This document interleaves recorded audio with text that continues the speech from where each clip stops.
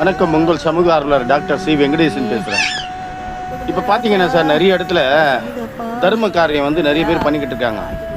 அவங்களால பண்ண முடியலன்னா கூட யாருக்கிட்டாவது ஏதாவது ஒரு பொருள் உதவியை கொடுத்து இதை கொஞ்சம் நீங்கள் பண்ணிவிடுங்கம்மான்ற மாதிரிலாம் நிறைய பேர் டொனேட் பண்ணுறாங்க, எது கொடுக்குறாங்க, இது பண்ணுறாங்க சார். மிந்தி மாரிலாம் இல்லை சார். இந்த என்ஜிஓ ட்ரஸ்ட்லலாம் எந்த இன்கமிங் கிடையாது, எந்த வருமானமும் கிடையாது. ஆனால் அந்த இன்ட்ரெஸ்ட் உள்ள அந்த ஆர்வ கோளாறில் இருக்கிற நிறைய என்ஜிஓஸ் எல்லாம் பார்க்குறதுக்கு எந்த ஒரு வருமானம் இல்லாமல் அவங்க பாட்டுக்கு எதுவுமே பண்ண முடியாத சூழ்நிலைக்கு இருக்கிற காலத்தில் இன்றைக்கி பார்த்தீங்கன்னாக்கா, இன்றைக்கி இந்த அம்மையாரை பார்க்குறேன், நான் அடிக்கடிக்கு பார்க்குறேன். இவங்களுடைய பதிவெல்லாம் வந்து நான் அடிக்கடிக்கு நிறைய வாட்ச் பண்ணுவேன்.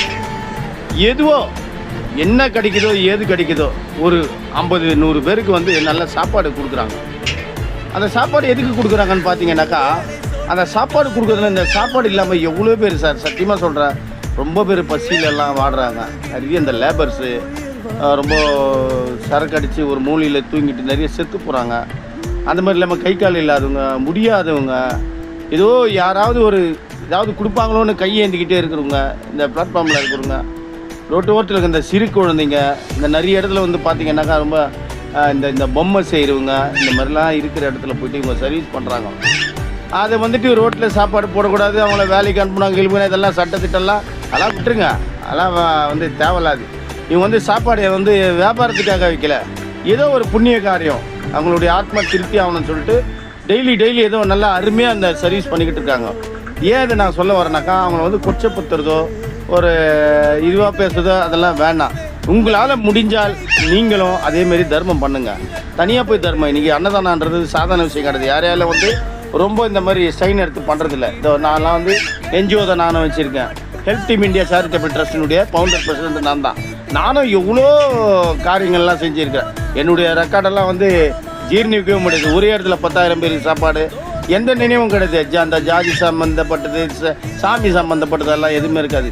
வெங்கடேச இருக்கிற டைமில் அவர் போகிறாருன்ற மாதிரி அது ஒரு பெரிய விஷயம்லாம் பண்ணியிருக்கேன். ஒரே இடத்துல medical camp 10 camp, Abdul Kalam இறந்து ஃபஸ்ட்டு பர்த்டேக்கு இந்த மூலகுத்திர பகுதியில் அது மாதிரிலாம் பண்ணியிருக்கேன். இந்த மாதிரி வந்து எங்களுடைய ஆர்வம் வந்து சமூக ஆர்வலர் வந்து நாங்கள் விடவே மாட்டோம். எங்கள் பாக்கெட்டில் ஒரு 20 ரூபா இருந்தால் கூட அதை ஏதாவது ஒரு நண்பருக்கு கொடுக்கணும், ஏதாவது முடியாதவங்களுக்கு கொடுக்கணும், அந்த போய் எண்ணம் உள்ளவங்க.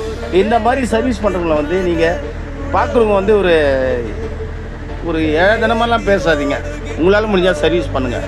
அன்னதானன்றது சும்மா கிடையாது. அந்த அம்மா பண்ணுற சர்வீஸ் வந்து சாதாரண அந்த அம்மாவுக்கு நானே தலை வணங்கி அவன் நன்றி சொல்லுவேன். அதனால் இந்த பாருங்கள், இந்த பதிவை இதை என்கரேஜ் பண்ணுங்கள். இதை வந்து கொஞ்சம் கொச்சப்படுத்தாமல் என்கரேஜ் பண்ணுங்கள். அதனால் அவங்களுக்கு வந்து ஒரு 100 பேர் வயிறு நிறையும். புரியுதுங்களா? அதனால் இப்படிக்கு டாக்டர் சி வெங்கடேசன், உங்களது சமூக ஆர்வலர் மற்றும் காவலர் செய்தி, சென்னை ரிப்போர்ட்டர். வணக்கம். குறை சொல்கிறவங்க இன்னும் கொஞ்சம் சத்தமாக குறை சொல்லுங்கள். நீங்கள் குறை சொல்கிறத பற்றி நீ கவலைப்படக்கூடாதுன்னு முடிவு பண்ணி 2 நாள் ஆச்சு. ஏன்னா நீங்கள் குறைய சொல்லிட்டு போயிடுறீங்க. பிபி ஃபுல்லாக எனக்கு தான் ஏறுது. இந்த பதிவை பார்த்து மட்டும் இல்லை, எல்லா பதிவுகள்லேயும் தொடர்ந்து ஒரு 3-4 தடவை ஒரு கமெண்ட் வந்துகிட்டே இருக்குது. இவங்களெல்லாம் சோம்பேறி ஆக்குறீங்க, நீங்களாம் இவங்களுக்கு சோறு போட்டு 3 வேளை சோறு போட்டு கெடுக்குறீங்க, ஒரு வேலை வாய்ப்பை அமைத்து கொடுங்கள் அப்படின்னு வருது. இது நியாயமான கொஸ்டின் தான். இந்த குழந்தைய நான் எங்கே வேலைக்கு அனுப்ப? பதிவு ஒவ்வொன்றா வர நான் சொல்கிறேன், சரியா? அதே போல் அடுத்தால வாங்கக்கூடிய ஒரு அம்மா, அந்த அம்மா வந்து பாத்ரூம் கழுவுறாங்க, சரியா? அங்கே முடிஞ்ச வேலையை செய்கிறாங்க, பாத்ரூம் கழுவுறாங்க. இந்த பின்னாடி நிற்கிறாங்க பாருங்கள், அந்த அம்மா பாத்ரூம் கழுவுறாங்க. அவங்களால முடிஞ்சே செஞ்சிட்ருக்காங்க. அங்கே பஸ் ஸ்டாண்ட்லேயே தங்கியிருக்காங்க. பின்னாடி இருக்கிற அம்மாவுக்கு ரொம்ப உடம்பு சரியில்லை. கர்ப்பப்பை எடுத்தனால அடுத்த சாப்பாடு வாங்குறவங்க உடம்பு சரியில்லை, அவங்க வாங்குகிறாங்க. அதுக்கப்புறம் இருக்கிற 3 சகோதரர்கள் அடுத்த வீடியோ பார்த்தீங்கன்னா, இந்த சகோதரர்கள் எல்லாருமே ஃபிசிக்கலி சேலஞ்சட், ஓகேவா? இந்த தாத்தா உட்பட 3-4 பேர், ஓகேவா? இவங்களை எங்கே வேலைக்கு அமர்த்துறது? யார் வேலை கொடுப்பாங்க? அப்படி வேலை கொடுத்தா கூட இவங்களுக்கு சம்பளம் கொடுக்குறாங்களா? இது எல்லாமே கடந்த ஒரு 7 வருஷமாக இவங்களுக்கு வேலை வாங்கி கொடுத்து சம்பளம் கொடுக்காம விரட்டி விட்டு அதுக்கப்புறம் அவங்ககிட்ட சண்டை போட்டு, இதெல்லாம் சோசியல் மீடியா தெரியாத விஷயம். அப்புறம் பசின்னு வந்து யார் வந்தால் கை நீட்டினாலும் நான் சோறு போடுவேன். நீ நல்லவனா கெட்டவனா, இல்லை உனக்கு கை கால நல்லா இல்லாமல் இருந்தால் மட்டும்தான் உனக்கு சோறு போடும், அப்படிலாம் சொல்லக்கூடாது. சாப்பாடு அன்னதானம் நீங்கள் கோயிலில் பார்த்தீங்கன்னா உங்களுக்கு தெரியும். இந்த ஐயாவெல்லாம் வந்து டெய்லி நம்மகிட்ட சாப்பாடு வாங்கி சாப்பிட்டுட்டு போகிறவங்க. இவங்களை என்ன வேலைக்கு அனுப்புறது? அந்த க்யூவில் நிற்கிற சகோதரர்கள்லாம் வந்து அங்கே சண்டை போடுறது இதெல்லாம் இருக்கும். அவங்க தப்பானவங்க அப்படின்னு ஒரு கண்ணோட்டத்தில் பார்க்குறவங்களுக்கு மட்டும் தான் அப்படி தெரியும்.